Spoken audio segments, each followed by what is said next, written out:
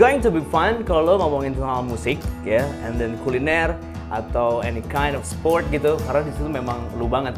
Kayak kita ngomongin soal kepindahan Ronaldo ke Arab Saudi, you know what? Semua liga Eropa tuh udah bener-bener melek banget, gila ya.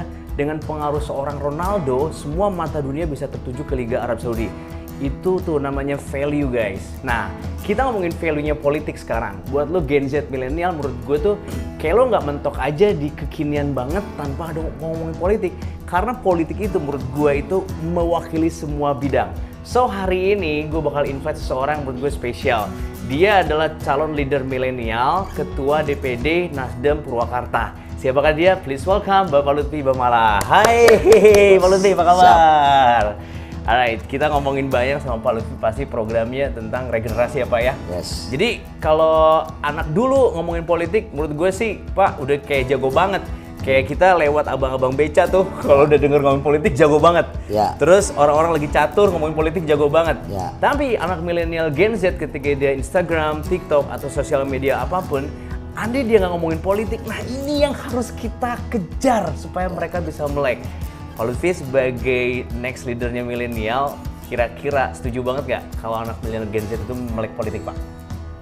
Ya hemat saya memang hari ini anak muda, kaum milenial ini udah saatnya melek politik. Harus banget ya? Harus banget. Harus banget. Karena kalau kita flashback belakang, kita flashback ke belakang bicara tentang kekuasaan. Bener Pak. Atau bicara tentang urusan, atau bicara tentang keinginan, anak-anak muda ataupun masyarakat pada umumnya kan sangat berbeda sekali. Bener. Sangat berbeda secara sekali. culture-nya ya. Yes, betul. Kalau dulu kita bicara ada urusan si A atau si B atau ini keinginan ini, tuh cukup bawa apa namanya ya? Bawa jagoan-jagoan yang bintang-bintang itu urusannya kelar. Bener nggak? Oke. Tapi sekarang bos, hari ini alamnya sudah berbeda. Nah, maka sudah seharusnya, sudah sewajibnya anak muda Indonesia, mobil khusus Purwakarta atau Jawa Barat, sudah saatnya kita melek politik. Setuju. Karena masa depan bangsa hari ini ada di para politisi. Lalu kita mau menentukan masa depan untuk hanya berdiam diri atau turut serta menentukan masa depan di tangan kita. Jadi gue sih yakin kalau anak-anak muda udah sadar politik, melek politik, terlibat langsung dalam politik, maka dia terlibat dengan kemajuan bangsa ke depan. Wow. Gitu, bro. Alright, itu first statement dari Pak Lutfi. Tapi kita ngomongin sejarah dulu ya, karena Ntar bro, mau minum dulu bro. Oh minum dulu, siap. Kering ntar lo. Siap Pak Lutfi. Pak Lutfi sambil nunggu minum. Siap. Karena gue tau banget Pak Lutfi itu basicnya adalah entrepreneur ya, pengusaha yang sebenarnya kalau nggak usah terjun ke politik, lu udah nyaman. Tapi apa kepedulian seorang Pak Lutfi akhirnya mau terjun ke politik yang sebenarnya notabene orang awam tuh melek, oh gila kok pusing banget gue di politik gitu. Apa yang mendasari Pak Lutfi akhirnya gue harus terjun ke politik supaya bisa lebih bermanfaat banyak. Karena kalau pengusaha doang lu hanya membawahi misalkan 10.000 karyawan. Tapi ketika lu jadi leader, man, come on. Seluruh Purwakarta gitu harus benar-benar menjadi tanggung jawab kita. Gimana tuh Pak? Gue cerita dikit ya. Iya boleh Pak. Gue cerita dikit. Memang begini bro. Dulu gue pikir gue masuk ke dunia politik ini tersesat. Awalnya gitu? Bener, sumpah. Gue pikir dulu, gue masuk dunia politik ini gue tersesat. Karena tujuan gue waktu itu sederhana sekali. Karena gue pikir cita-cita orang tuh semuanya sama. Bro minum bro. Kita minum dulu ya, biar enak ceritanya. Biar santai guys ya. Lu yang nonton kita juga boleh share nanti di Instagram atau TikToknya ya. Siap. Jadi gini bro, gue pikir dulu gue masuk politik ini tersesat. Karena sederhana, pada waktu gue sekolah, gue disekolahkan oleh orang tua gue, terus gue juga diharapkan oleh para tetua gue atau para sesepuh yang ada di keluarga besar gue, sederhana aja sih. Bagaimana caranya hidup besok berhasil. Ya kan? Ya simple ya. Ya simple. Stepnya tuh simple aja terus gitu. Lo kalau pengen makan atau punya keinginan ya nggak susah-susah banget, lo bisa beli. Cukup aja, cukup buat beli ini, cukup kalau pengen ini, cukup aja. Nggak ngerugiin orang. Nggak ngerugiin orang. Nah, singkat cerita, jadi gue punya pengalaman yang memang sedikit unik. Dulu itu sekali lagi gue ulas, gue pikir dulu gue masuk politik ini tersesat. Benar. Kenapa? Karena memang hemat kita dulu ya. Mikirnya ya Pak ya. Pikir kita nih cita-cita manusia ini sama. Sama semua orang, dari mulai anak band, anak skate, anak BMX, para alim ulama, para kiai, para ustadz, terus para ustadzah, terus para aktivis-aktivis, semua sama cita-citanya. Sederhana aja, muda gaya, tua kaya, mati masuk surga. Dan itu manusiawi banget. Iya kan? Umum. Semua cita-cita manusia itu sama, bro. Host juga, Pak. Betul. Host juga. Host juga. Muda kaya, muda gaya, tua kaya, mati masuk surga. 3 step tuh. Iya kan? Semua sama. Tapi semua itu perlu proses. Nah, satu ketika gue merintis usaha, gue mainkan di bidang otomotif. Cuman maklum naluri muda gue ini terlalu kencang pada waktu itu ambisinya. Akhirnya gue terpleset. Bisa karena terpleset mismanagement. Atau memang karena gue terlalu belagu.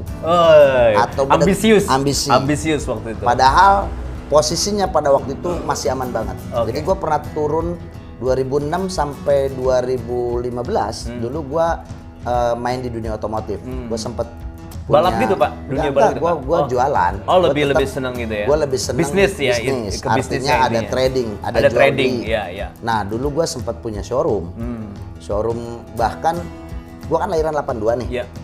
Di 2009 dulu gue pikir itu masa keemasan. Jadi usianya yang nggak terlalu tua-tua banget, tapi showroom gue dulu udah 2. Alhamdulillah. Yang pada awalnya gue nggak punya apa-apa. Gue berangkat dari rumah, gue pikir cuma dibahanin koper, itu pun minjem dari mak gue, terus dibalikin lagi. Sebelum showroom itu? Sebelum. Jadi nggak, gue bukan terlahir dari anak orang kaya, atau gue nih sadar diri aja, kita ini perintis bukan pewaris. Asik. Ya kan, keren nih. Perintis bukan pewaris. Pewaris. Nah, akhirnya gue coba terus berjuang, terus menekuni konsisten di urusan bisnis, karena gue senangnya usaha, jual beli dan seterusnya. Nah, lagi otomotif itu ya? Ya waktu itu karena ya yang tadi teh akan muda gaya, jadi kayaknya kita nih anak-anak muda kalau jualan mobil kan bisa gonta-ganti mobilnya jadi gaya. Gue lihat SLK. Bisa buka Two doors, bro.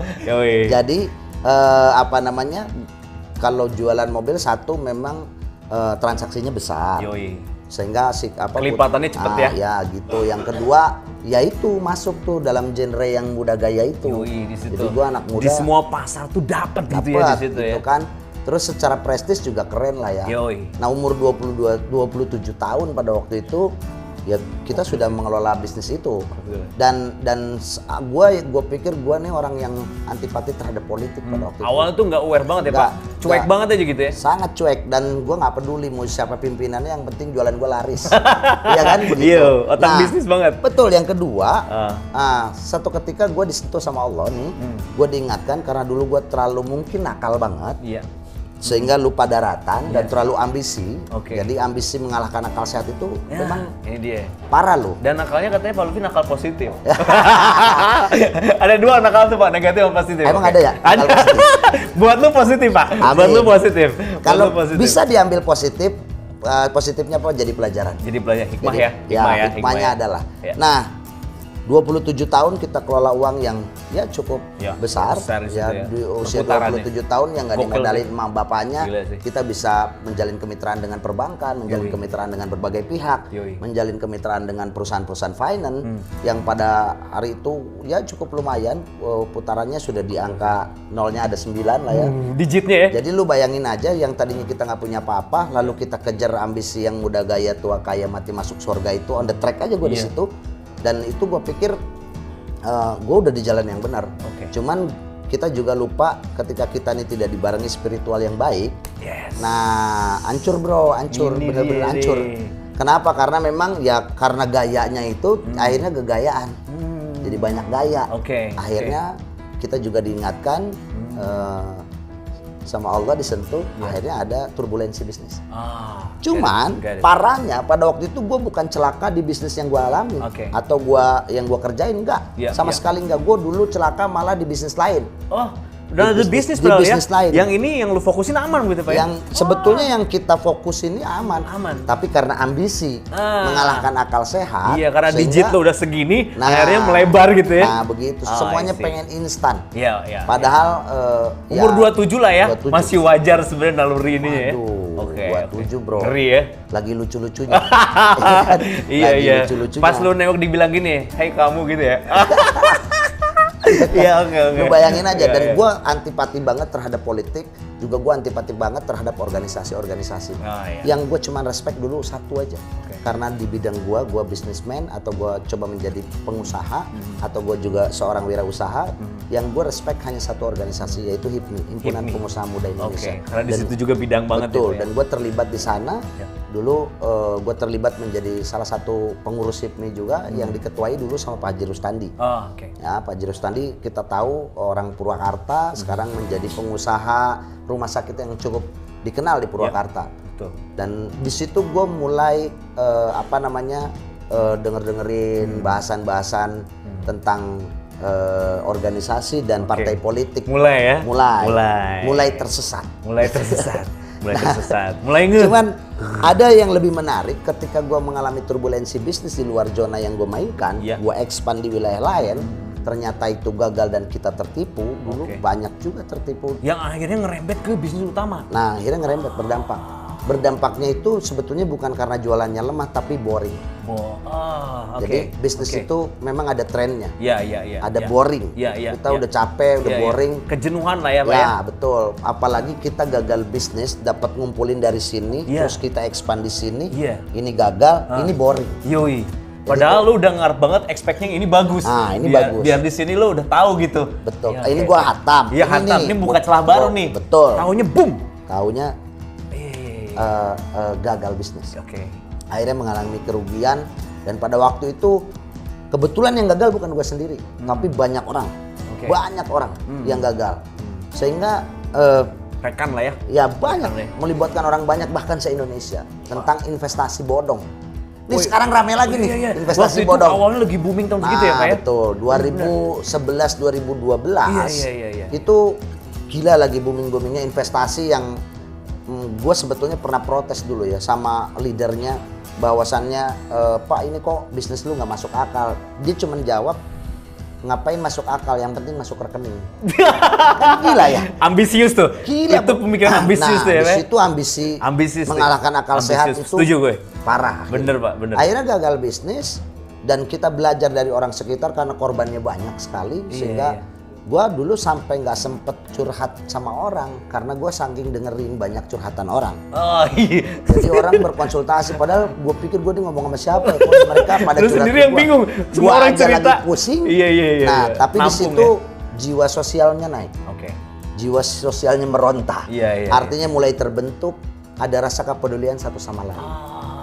Nah, singkat cerita akhirnya gue datengin kawan gua, ngajakin terlibat langsung di dunia organisasi. Dulu pertama dunia organisasi yang dikenalkan sama gua Partai Nasdem. Dari awal tuh, Pak? Dari awal gua udah diajakin Partai Nasdem. Yang kedua gua juga diajakin paguyuban. Berarti tahun berapa tuh Polvi? 2011. 11 ya? Ya 2011. Lagi enak-enaknya jualan. Dan terus gue juga dikenalkan dengan salah satu organisasi lembaga swadaya masyarakat. Dan gue baca satu persatu, gue kaji satu-satu. Yang pertama gue pikir gue masuk partai politik, dulu keuangan gue lagi nggak bagus, jadi nggak mungkin juga. Gue bilang, gue nggak bisa nih di sini. Terus akhirnya gue coba baca, ada satu paguyuban dan satu lagi organisasi LSM. Satu organisasi LSM dan paguyuban ini gue baca ADART-nya. Anggaran dasar, anggaran rumah tangganya ini gue baca. Kalau di situ udah ngerti ya? Udah paham. Anak bisnis. Kalau itu paham. Soal financial aman. Kalau di company profile kita ada tuh, ADART itu di akte notaris. Lu bikin CP, lu bikin PT, lu ada tuh. Oh yang ini Om Rem, aman. Gue baca satu-satu semuanya. Walhasil akhirnya gue tertarik di dunia LSM. Karena menurut gua ini menarik, karena LSM itu banyaknya menjadi momok masyarakat, tanda petik. Nah itu menjadi buat gua jadi sebuah tantangan. PR ya? Iya, jadi sebuah tantangan bagaimana caranya kita anak muda bisa merubah paradigma masyarakat terhadap LSM. Ngebalikin tuh ya? Nah iya, artinya coba gua ngebangun di situ komunikasi sampai gua dimarahin sekeluarga besar gua. Gua dibilang lu gila lu usaha lagi bener, ngapain lu masuk LSM? Karena konotasi mereka terhadap LSM itu preman. Waktu itu ya. Padahal gua nggak ada serem-seremnya, apa yang mana ada gua disebut preman, gua nggak serem. Gua kan imut bro. Panggilan turun aja udah hai kamu, gila, serem dari mana ya? Gitu kan. Nah akhirnya gua tertarik, gua tertantang. mengisi daripada gua gila pusing mikirin gagal bisnis ini. Dulu angkanya lumayan bos, hampir 1,8 miliar. Dulu 1,8 miliar 2011 lu bayangin aja. Iya. Gila sih itu. Wah, angka yang juga. Oke. Nah, walhasil singkat cerita akhirnya gue masuk ke dunia LSM, coba gua dalemin dan gua banyak protes, banyak diprotes oleh keluarga besar gua karena notabene nggak ada di keluarga besar gua tuh terlibat dalam dunia LSM. Nggak ada yang begitu, nggak ada. Tapi gue tertantang nih, gue pengen masuk. Lu bikin gebrakan gitu ya Pak? Akhirnya gue coba desain ya, banyak juga kekurangannya. Tapi kan itu merupakan satu tantangan, dasar awal. Ya, dasar awal gue. Terus tantangan buat gue bagaimana caranya merubah paradigma masyarakat terhadap LSM. Di positif ya. Oke. Wah lumayan prosesnya panjang sekali. Singkat cerita, nah gue ngebentuk jaringan dari mulai kepengurusan tingkat kabupaten sampai dengan tingkat desa. Bentuk semua Pak? Kebentuk Pak. Dari atas sampai desa kebentuk semua sampai dengan tingkat desa. Oke. Dan tetap gue masih dimarahin juga. itu berapa tahun prosesnya pembentukan itu? Setahun setengah lah sampai lengkap. Oke. Jadi 2013 resmi gue menjadi ketua LSM Kompak, Komando Penegak Keadilan. Dan dari 2013 sampai 2014 gue diomelin sama keluarga besar gue. Dibilang lu gila karena bukannya lu fokus di bisnis lu, ngapain juga lu ngurus-ngurusin orang-orang begituan dan sebagainya. Gue nggak bisa jelasin ke mereka. Nah, akhirnya gue ngebentuk jaringan. Di situ juga gue inget, kita kan juga sekolah bos. Sederhana saja, cuma kunci sukses kan sederhana. Dulu gue diajarin di kampus, kalau gue petik dirangkum nih, apa sih ilmu sukses menurut para ahli ekonomi? Apa ilmu sukses menurut para ahli ekonomi? 3 aja bos, kuncinya. Kalau lu nggak terbalik cara mengamati dan menjalankannya, gue pikir itu ilmu pasti sukses menurut para ahli ekonomi. Yang pertama, kemauan dan kepercayaan. Ya, sepanjang lu mau capek, lu mau belajar, lu mau menggeluti. Karena itu gue lakukan di dunia otomotif.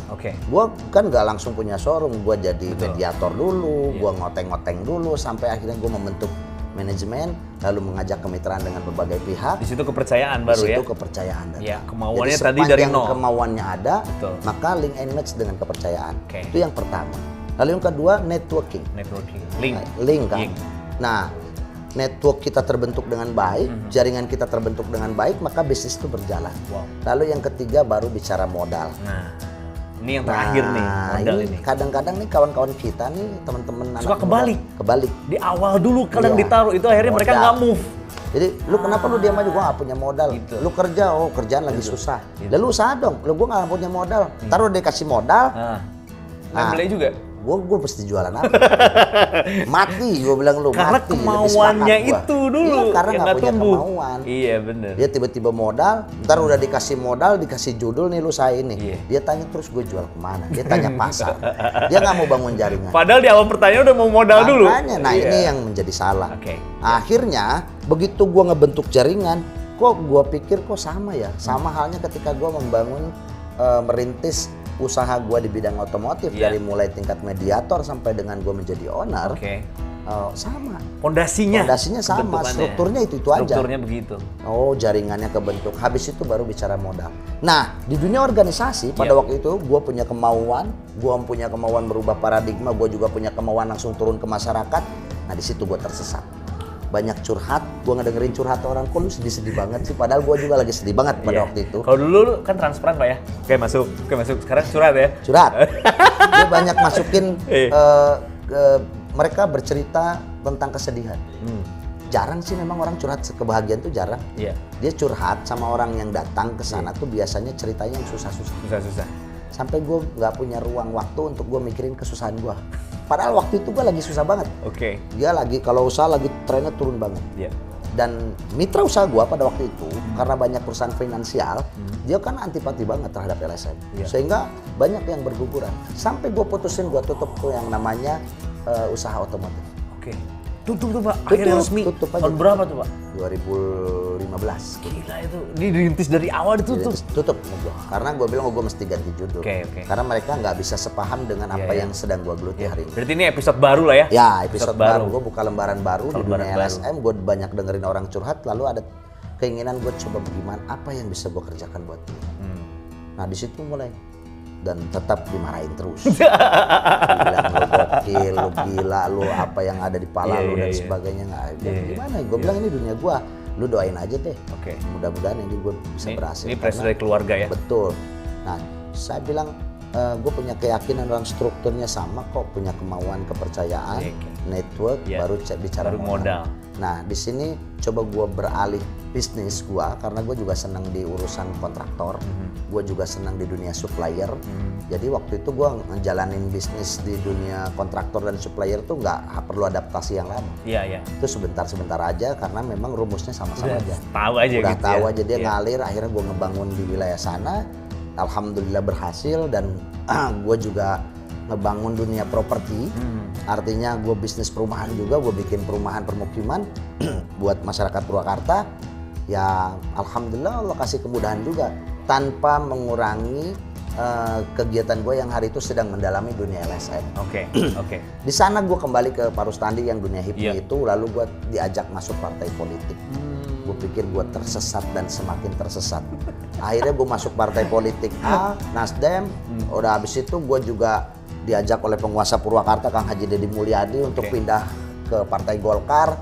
Dan ujungnya semakin tertantang dan semakin seru ceritanya, semakin banyak kemauannya. New life. Dan lucunya lagi pada waktu itu gua bersepakat dengan seluruh jaringan gua yang ada di LSM yang gua sama-sama besarkan dengan kawan-kawan gua, bersepakat untuk bagaimana caranya berkompetisi di Pilkada Purwakarta. Yang lucunya, gue masuk partai A, partai B, dulu kompetisi gue nggak pakai partai sekalian. Dulu tuh? Iya, waktu 2018 gue maju di Pilkada Purwakarta nggak pakai partai. Berarti itu netral ya? Sejarah baru di Kabupaten Purwakarta ada calon independen yang lahir dari masyarakat. Istilahnya itu independen? Yes, betul. Jadi nggak pernah ada tuh di Purwakarta calon independen yang lurus verifikasi di KPU. Tapi hari itu elaborasi kolaborasi antara para alim ulama dengan para anak muda. Dari mulai sajadah sampai alhamdulillah. Jangan harap jadah, nggak ada yang harap jadah, semua juga alhamdulillah. Alhamdulillah. Kan akhirnya terbangun chemistry yang baik, membuat suatu gerakan besar di Kabupaten Purwakarta, melahirkan sejarah baru di Purwakarta. Ada calon pimpinan daerah yang lahir dari rahim rakyat langsung. Independen ya.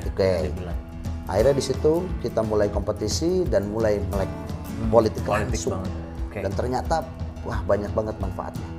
Kenapa gue masuk partai politik? Itu yang menarik. Nah ini dia kan? nih. Nah karena gue pertamanya sering dengerin orang curhat. Lalu gue timbul gagasan-gagasan. Gue punya pemikiran-pemikiran yang gue jadi ketua LSM naik di mobil komando, gue teriak-teriak juga gak ada yang dengerin. Maka apa caranya kita mengabulkan daripada aspirasi atau orang yang kawan-kawan kita dekat, orang sekitar kita yang dekat-dekat tuh punya kemauan tercapai. Ya satu-satunya cara adalah kita masuk langsung terlibat dalam politik praktis. Dan di momen politik praktis itu dalam artian nggak ada nilai bisnis banget gitu ya di situ. Nggak ada. Bertotally bermanfaat. Gue coba pisahkan bisnis gue dengan urusan dunia di organisasi. Organisasi masyarakat dengan organisasi partai politik mirip-mirip. Jadi gue coba pisahkan kepentingan bisnis gue dengan kepentingan jiwa sosial gue. Nah artinya gue langsung turun. Nah di situ timbul banyak gagasan. Gagasannya tentunya karena ya gue merasakan banget betapa susahnya teman-teman pemuda Purwakarta atau pemuda Jawa Barat atau pemuda Indonesia hari ini terkait kesusahan cari kerja. Ya kan? Terus ngomongin bisnis, mereka juga kesusahan mencari mitra usaha yang ngemodalin mereka. Investornya karena jaringannya belum terbentuk. Nah di dunia organisasi dan dunia partai politik jaringan itu ada semua. Gitu. Bahkan sampai akhir ini kalau gue tangkap seorang Pak Lutfi yang akhirnya merasakan keberkahannya secara bisnis pun lu jalan tetap koridornya ada dengan new business ya kan meskipun yang faktor utama bisnis dulu itu lu tinggalin ya Pak ya dan sekarang secara organisasi kemasyarakatan bahkan kepentingan umum dapat juga di situ. Alhamdulillah banyak dan hari ini banyak juga gagasan gue yang belum dikeluarin ya bukan yang belum terwujudkan. Jadi gue nih greget gue greget banget. Gue punya gagasan-gagasan yang gue pikir ini maslahat untuk anak-anak muda atau banyak manfaatnya buat anak-anak muda. Salah satu contohnya yang setiap gue kunjungan tuh hampir 80% gue ngumpul sama anak-anak muda. Mereka bro atau pak atau kang, gue masukin kerja dong. Itu parah loh, banyak banget. Kenapa? Ya banyak sekali masalah yang ada timbul dalam rekrutmen tenaga kerja dari mulai oknum sampai dengan susah banget. Nah di situ gue buat banyak gagasan yang hari ini belum tercapai. Alhamdulillah dari rekam jejak yang tadi gue laksanakan dan gue ceritain singkat-singkatnya aja ke lu nih, hari ini gue dipercaya menjadi pimpinan partai politik di Kabupaten Purwakarta. Melalui proses tunjuk langsung, nggak pakai pemilihan-pemilihan, cuman di riset, nggak tahu mereka ngerisetnya kayak apa, gue diundang, gue diajakin kembali ke pulang kampung ke Partai Nasdem. Kenapa gue milih Partai Nasdem? Karena mau lagi bergabung dengan Partai Nasdem karena di Partai Nasdem banyak anak muda. Anak muda yang bukan hanya melek politik dan sadar politik dan mau terlibat langsung dalam politik praktis, tapi anak muda juga yang berkecimpung di dunia bisnis. Keren-keren. Got it. Nah, ini sekarang gue pengen banget seberapa gregetnya ya nggak Pak Lutfi akhirnya ngomongin gagasannya itu yang mungkin di benaknya Pak Lutfi udah banyak banget. Kita sebagai orang media tuh harus support banget nih Pak, pengen support banget gagasannya Pak Lutfi. Tapi kita tuh mungkin bakal celahnya dari awal yang mungkin dari segi kreativitas anak muda dulu deh Pak. Ya kan? Pak Lutfi kira-kira yang ingin dikedepanin setelah nanti Pak Lutfi jadi pemimpin di sini. Amin dulu bro. Milenial bro, ya enggak? Lo kalau aspirasi milenial nggak mungkin sama kolonial kan? Iya Pak. Jadi kita harus satu jalan, satu napas, satu frekuensi istilahnya kan. Oke Pak. Dari segi kreativitas nggak apa-apa ya? Nggak apa-apa Pak. Siap. Nah, gue anak media, lo anak band, ya kan? Lo pengen sukses di situ dong, di bidangnya masing-masing. Lo anak skate, lo anak BMX, lo anak apa aja komunitas ini, gue pengennya lo tetap di situ. Nah, kita berkarya masing-masing dan kemampuan. Di sini Pak Lutfi sebagai leader memfasilitasi. Gimana Pak gagasannya untuk yang pertama begini? Tentunya ketika kita punya kemauan tidak serta-merta bisa seperti membalikan tangan. Proses tentunya kemauan yang akan kita wujudkan mimpinya butuh pengorbanan, butuh perjuangan. Dan kalau bicara urusan kekuasaan tentunya butuh kemenangan. Setuju. Jadi nggak bisa kita punya banyak impian kalau kita nggak menang. Jadi gue ngajak nih sama anak-anak muda Purwakarta khususnya Jawa Barat dan Indonesia bergabung dengan Partai Nasdem. Di sini partainya anak muda dan di sini insya Allah kita bisa sama-sama mewujudkan impian kita. Amin. Catatannya kita berjuang, kita bersatu jemput kemenangan. Kalau sudah berkuasa apa aja beres. Itu nggak perlu lagi nih gue balik lagi ke dunia LSM, gue pegang di mobil komando, gue teriak-teriak tentang kepentingan orang banyak. Tapi kita masuk dalam parlemen, kita juga kuasai di urusan wilayah kepemimpinan di eksekutifnya. Nah, Partai Nasdem membuka ini selebar-lebarnya buat anak muda, buat anak muda Purwakarta. Jadi buat anak muda Jawa Barat, buat anak muda Indonesia, dimanapun Partai Nasdem saya yakin partai yang banyak dinaungi oleh anak-anak muda. Karena memang sederhana misinya. Dulu kan kita nih antipati ya terhadap partai politik. Kenapa ujung-ujungnya duit? Nah ini di Partai Nasdem politik tanpa mahal. Lu masuk Partai Nasdem gak usah bayar-bayar. Lu masuk jadi mau nyalek di Partai Nasdem juga gak pakai bayar-bayar. Materainya gue siapin. Ya kan, tinggal lu aja mau bangun jaringannya, lu mau bangun kesungguhannya, lu tunjukkan kemauan lu dan bagaimana caranya menarik simpatik masyarakat supaya nanti ketika lu mencalonkan diri lu jadi pemenang, kan begitu. Dan di sini juga partai yang mengusung tentang restorasi. Menarik bro, restorasinya di bidang apa aja nih Pak? Restorasi itu kan segala bidang. Restorasi itu yang dimaksud di Partai Nasdem, yang tadinya kurang baik dibikin lebih baik. Yang tadinya udah mulai mudah diserahkan. Semua hal ya? Iya, artinya bagaimana caranya kita mengusung gerakan perubahan supaya Indonesia ke depan semakin hari semakin baik lagi. Nah, gregetnya. Gue udah pernah nyoba bro, nyalon di independen. Memang di situ kita berasa hampa banget, berasa tidak ada kekuatan besar yang menjaga kita dalam gerakan-gerakan kita. Karena lu kayak pas jalan tuh, gitu ya. Orang lain kan dengan seragam partai politiknya, terus memang semua nggak balik. Parlemennya juga punya orang-orang partai semua, nggak bisa. Kita maju di independen juga hari itu berjuang terus. Sekuat tenaga tentunya sama. Nawacitanya dengan orang-orang partai politik sama saja, cuman kekuatannya lain. Kekuatannya lain. Kalau partai politik nih ada bapaknya. Kita nih kabupaten, terhadap provinsinya, terhadap strukturnya udah enak gitu ya. Dan itu jaringannya ke atas kuat. Tidak hanya di sini saja, tapi ke atasnya juga kuat. Maka gue pikir ya sudah saatnya gue mentotalitaskan diri, kiprah gue di partai politik ya, alhamdulillah gue dikasih kesempatan menjadi ketua partai politik di Kabupaten Purwakarta. Dan saya yakinkan Nasdem besok, ketika Nasdem di Kabupaten Purwakarta menang ataupun Indonesia menang, gue bicara Purwakarta dulu deh, gue kan pimpinan Purwakarta nih. Gue yakinkan besok ketika Nasdem menang di Kabupaten Purwakarta, yang pertama kita usulkan di parlemen adalah bagaimana caranya mengurangi angka pengangguran. Oke, that's the point ya. Poin pertama itu. Betul, dan itu semua harus dibuat aturannya. Perdanya harus dibikin, undang-undangnya harus dibikin. Nah, gue punya gagasan yang dulu sampai sekarang belum tercapai. Mudah-mudahan besok menang Nasdem, gagasan gue, insya Allah gue akan masukkan di parlemen dan itu dijadikan undang-undang supaya memudahkan anak-anak muda Purwakarta dapat kerjaan. That's point awal itu. Iya. Apa programnya? Mobbling Locker. Mobbling Locker. Yes. Oke, jelasin nih Pak. Mobil keliling lowongan kerja. Jadi Mobbling udah nggak bagus, bro. Udah nggak bagus. Sekarang teknologinya sudah canggih. Tapi kan nggak sedikit juga anak-anak muda Purwakarta yang masih gaptek. Iya kan? Sekarang daftar online apa itu, tapi banyak bos orang-orang yang di pinggir sana yang ada tinggal di desa yang tidak semuanya melek digital. Padahal kuota udah di mana-mana ya Pak ya. Padahal handphone hari ini kan sudah menjadi kebutuhan sangat penting. Sudah sangat terjangkau. Lu kemarin ya, WA nih ada trouble. Bener. Berapa jam? Buset. Semua pun. Parah. Wah, parah banget. Bisnis stop. Bisnis juga ribet. Oh, coba. Kan cuma ada ini, ada itu ya kan nggak bisa langsung dimutasi sesederhana itu.